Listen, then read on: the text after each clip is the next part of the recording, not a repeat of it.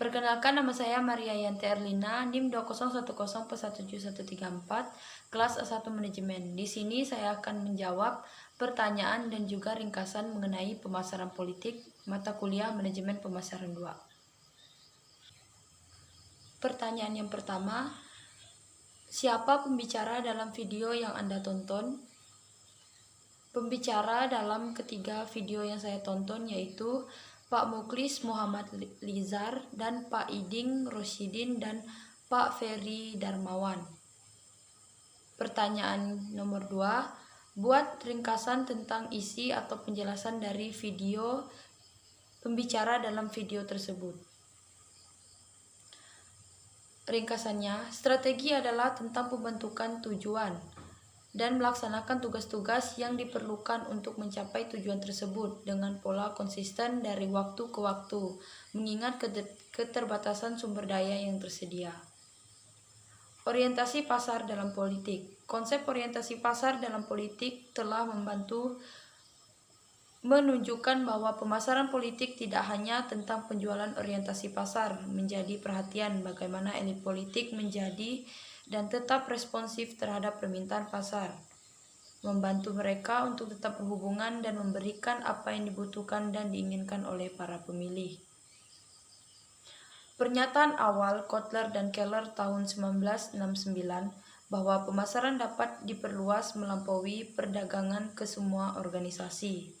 Hal penting terkait orientasi pasar dalam politik. Jenis perilaku ini berbeda dengan memandang pemasaran sebagai tentang menjual. Itu lebih mementingkan produk politik. Bukan hanya tentang melakukan apa yang diinginkan semua orang, atau karena pasar dapat tersegmentasi, tetapi juga melibatkan kebutuhan setiap bagian pasar mengevaluasi produk secara berbeda karena produknya luas. Citra atau merek partai secara keseluruhan dapat mempelajari apakah publik memandang pemimpin politik tersebut berhubungan.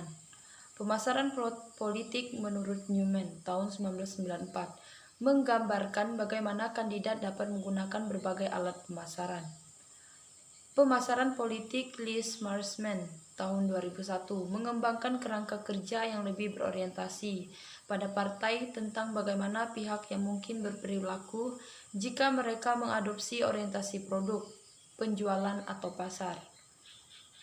Proses pemasaran politik SOP.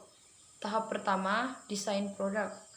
Partai merancang perilakunya menurut apa yang menurutnya baik. Tahap kedua, intelijen pasar. Untuk memastikan tanggapan pemilihan terhadap perilakunya dan untuk mengidentifikasi segmen pemilih.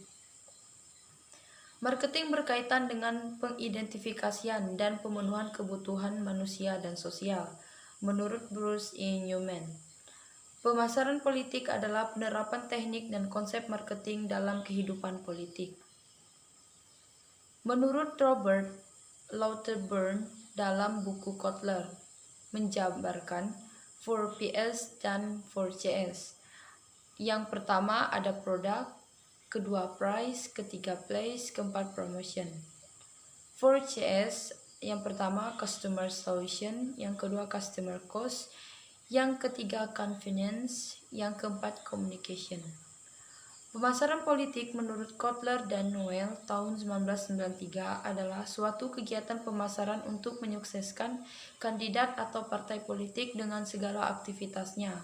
Cara yang dilakukan dalam pemasaran politik yang pertama, kampanye program pembangunan perekonomian atau kepedulian sosial.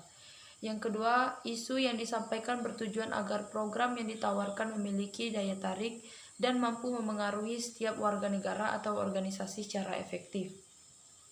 Strategi pemasaran politik. Yang pertama, membangun awareness. Yang kedua, memilih media yang tepat, mengampanyekan program dan kapasitas kandidat. Yang ketiga, strategi dalam targeting. Yang keempat, menciptakan program yang sesuai dengan kebutuhan masyarakat atau target segmen. Pertanyaan yang ketiga, apa manfaat dari menonton video yang Anda tonton? Saya dapat mengetahui informasi mengenai pemasaran politik dan menambah wawasan maupun pengetahuan, terutama dalam pemasaran. Macam-macam hal dan strategi yang dilakukan dalam pemasaran politik, dan ini akan menjadi panduan dan juga berguna bagi saya sendiri.